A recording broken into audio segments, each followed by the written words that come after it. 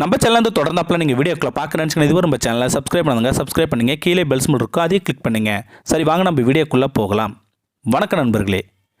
தினமும் வீட்டில் கொண்டாந்து கீரை விற்கிற அந்த அம்மா போன வாரம் சாயங்காலமாக வீட்டுக்கு வந்து அங்கே மகனுக்கு கல்யாணம்னு பத்திரிக்கை கொடுத்துட்டு போயிடுச்சு.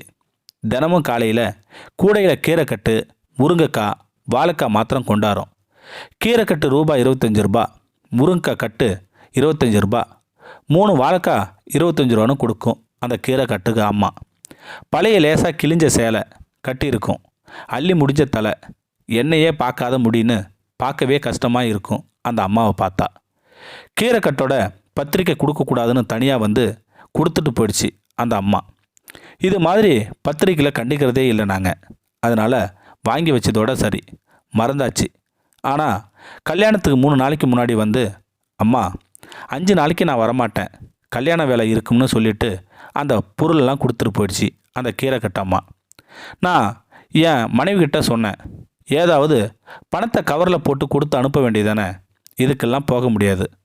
அன்றைக்கி எங்கள் ஆஃபீஸில் என்னோடய பாஸ் மகளுக்கு கல்யாணம், அங்கே போகணும், அவர் கண்டிப்பாக வரணும்னு சொல்லியிருக்காருன்னு சொன்னேன். அதுக்கு என்னோடய சம்சாரம் கேட்டா, நீங்கள் நாள் ரிசப்ஷன் தானே போவீங்க, மறுநாள் ஞாயிற்றுக்கிழமை தானே, பக்கத்து கிராமத்தில் அவங்க வீட்டு கல்யாணம், போய் தலையை காட்டிட்டு வரலாம்னு சொன்னான் என் மனைவி. அதுக்கு அவள் சொன்ன காரணம்தான் எனக்கே ஆச்சரியமாக இருந்தது. அந்த அம்மா கிட்டத்தட்ட 10 வருஷமாக கீரை கொடுக்குது, நல்ல பழக்கம்னு சொன்னாங்க. என் மனைவி பேச்சை மீறவே முடியுமா? சரின்னு ஒத்துக்கிட்டேன் நான்.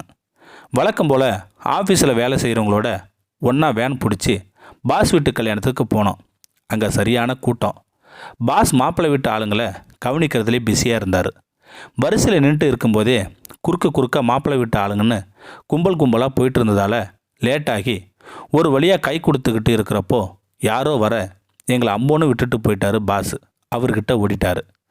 நாங்கள் ஃபார்மாலிட்டிக்கு மணமக்களோட ஃபோட்டோ எடுத்துக்கிட்டு சாப்பிட போய் அங்கே இடம் பிடிச்சி சாப்பிட்டு வீட்டுக்குள்ளே வரத்துக்குள்ளே போதும்னு ஆயிடுச்சு. மறுநாள் காலையில் தான் கீரைக்கரம்மா வீட்டு கல்யாணம். சம்சாரம் 2 இன்ச்சு பார்டர் போட்ட பட்டு சேலையை கட்டிக்கிட்டு கொஞ்சமாக நகை போட்டுக்கிட்டு கிளம்புனா. கார் எடுத்துக்கலாம்னு கேட்டப்போ வேணாம், நாம் ரொம்ப பக்காவாக அங்கே போகக்கூடாது, அவங்களே சுமாராக தான் இருப்பாங்க, அளவோடு இருக்கிறது தான் நல்லது, நம்ம மேலே கண்ணு பட்டுருவான்னு சொன்னான். அதுக்கு அப்பீலே பண்ணுவேன்னா நானும் பைக்கை எடுத்துக்கிட்டு கிளம்பினேன். கவரில் 201 ரூபா போட்டு சீல் பண்ணி எடுத்துக்கிட்டு போதும், அவங்களுக்கு இதுவே பெருசு என்ற எண்ணத்திலேயே போனோம் நாங்கள். அந்த ஊர் மெயின் ரோட்டில் இருந்து உள்ளார 3-4 கிலோமீட்டர் இருக்கும். மெயின் ரோட்டில் இருந்து தோரணமாக கட்டிருந்துச்சு. வேறு எதுவோ விசேஷம் போலன்னு நினச்சிக்கிட்டேன். ஆனால் போக தான் தெரிஞ்சுது அது கீரைக்கரம்மா வீட்டு கல்யாணங்கிறது. ஊர் பூரா வாழ்த்து போஸ்டர் அடித்து ஒட்டிருந்துச்சு. போக வரிசையாக விலை உயர்ந்த காருகளாக நின்றுச்சு. எல்லாம் கல்யாணத்துக்கு வந்தது போல். கல்யாணம் நடக்கிற வீடுன்னு சொன்னால் அடிச்சு போடுவாங்க. அவ்வளோ பெரிய பங்களா, தெருவே அடித்து பந்தல், எக்கச்சக்க கூட்டம், ஒரே பட்டு சேலை பெண்கள். அவங்களோட கம்பேர் பண்ணதப்போ நாங்கள் ரொம்ப சுமாராக உள்ளார விடுவாங்களாங்கிற மாதிரி எனக்கே கூச்சமாக போச்சு. வெளியே தயக்கத்தோடு நின்னப்போ கீரைக்கரம்மா தற்செயலாக வெளியே வந்துச்சு. எங்களை பார்த்துட்டு நேராக கிட்ட வந்து வாங்கியான்னு கூப்பிட்டு போயிடுச்சு அந்த கீரைக்கரம்மா. எனக்கே அடையாளமே தெரியல. அரையடி பார்டர் போட்ட பட்டு சேலை, கழுத்து பூரா நகைகள், பெரிய ஜமீன்தார் அம்மா மாதிரி சொல்லிச்சிச்சு. எங்களை உள்ளார கூட்டிகிட்டு போய் எல்லா பட்டு காரங்களையும் ஒதுக்கி மணமக்களை கூப்பிட்டு காலில் விழுக சொல்லிச்சு. ஐயா, உங்களை போல் படித்த பெரியவங்க ஆசீர்வாதம் பண்ணணும்னு சொல்லிச்சு. நாங்கள் ஆசீர்வாதம் பண்ணோம். கொண்டு போயிருந்த 200 ரூபா கவர் கூசிச்சு. எப்படி கொடுக்கறதுன்னு யோசனை வந்துச்சு. வேறு வழி இல்லாமல் கொடுத்துட்டு திரும்பணும். வாங்கையான்னு கூட்டிகிட்டு போய் தனியாக டேபிளில் ஒதுக்கி பக்கத்தில் நின்று சாப்பிட பரிமாறி சாப்பிட வச்சு கிளம்பும்போது தாம்பரம் பையன்னு ஒன்று கொடுத்துச்சு. ரொம்ப சந்தோஷம் ஐயா, நீங்கள் வந்ததுலன்னு மன சந்தோஷத்தோடு வழி அனுப்பிச்சு அந்த கீரைக்கரம்மா. வீட்டில் வந்து தாம்பளை பையை பிரித்தா அதுக்குள்ளே வெள்ளி சிமில்கள் 2 இருந்துச்சு. எனக்கு ஒரு மாதிரியாக ஆகிப்போச்சு. இது புரியவே இல்லை. அப்போ தான் அவங்க கொடுத்த கல்யாண பத்திரிக்கையை பிரித்து படித்து அதிர்ந்து போனேன். அந்த ஊரில் பெரிய விவசாய குடும்பமாக அது.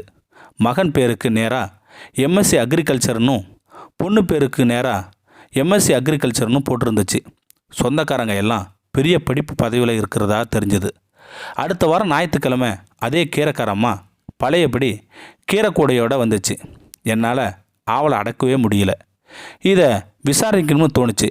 அவங்கள வீட்டுக்குள்ளே கூப்பிட்டு உட்கார வச்சு மரியாதையோட விசாரித்தப்போ அந்த அம்மா சொல்லிச்சு, உங்களுக்கு சந்தேகம் வந்தது நியாயம்தாங்கய்யா. அந்த ஊரில் விவசாய குடும்பம் நாங்கள் 5 ஏக்கர் கீரை பயிரிட்டு இருக்கோம். மகன்தான் படிச்சுட்டு விவசாயத்துக்கு உதவி பண்ணுறான். அந்த விவசாய கல்லூரியில் தான் வேலை பார்க்குறான். பொண்ணும் அதே கல்லூரி தான். அவளுக்கு விவசாயத்தில் ஆர்வம். அதனால தான் இந்த காதல் கல்யாணம் முறையாக விவசாயம் செஞ்சு தரகர் இல்லாமல் நாங்களே வியாபாரம் பண்ணுறோம்.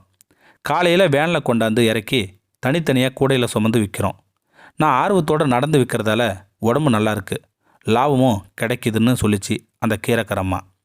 அந்த அம்மா தோட்டத்தை பார்த்து கேட்டேன், ஏன் அங்கே ராணி மாதிரி இருந்தீங்க நீங்கள், இங்கே கீரை விற்கிறப்போ இப்படி இருக்கீங்கன்னு கேட்டேன். அதுக்கு சிரிச்சுக்கிட்டே அந்த கீரைக்காரம்மா சொல்லிச்சு, கீரை விற்கிறப்போ பட்டு சேலையும் நகை நட்டோடு வந்தால் நல்லா இருக்குமாங்கய்யா, யாராவது என்கிட்ட கீரை வாங்குவாங்கன்னு சிரிச்சுக்கிட்டே சொன்னிச்சு அந்த கீரைக்காரம்மா. அப்போ நாம் சும்மா 40,000 மாத சம்பளம் வாங்குகிற நாம் என்ன அழட்டிக்கிட்டு இருக்கோம்னு நினைக்கிறப்போ வெக்கமாக இருந்துச்சு. அந்த விவசாய தாயை கையெடுத்து கும்பிடணும்னு எனக்கே தோணுச்சு. உழுதுண்டு வாழ்வாரே வாழ்வார், மற்றெல்லாம் தொழுதுண்டு பின் செல்பவர் என்ற ஐயன் குரல் எனக்கு நினைவுக்கு வந்தது. இந்த கதையிலிருந்து நாம் என்ன தெரிஞ்சுக்கிட்டோம்னா, யாருமே இலக்காரமாகவும் கேவலமாகவும் நினைக்கக்கூடாது. மனிதர்களை மனிதனாக மதிக்கணும். இதுவே இந்த கதையோட முழு கருத்தாகும். இந்த வீடியோ பற்றி கருத்தை கீழே இருக்கிற கமெண்ட் செக்ஷன் சொல்லுங்கள். அப்படியே நம்மளோட சேனலை சப்ஸ்கிரைப் பண்ணுங்கள். கீழே இருக்கிற பெல் சிம்பலை கிளிக் பண்ணுங்கள். தேங்க்யூ ஃபார் வாட்சிங்.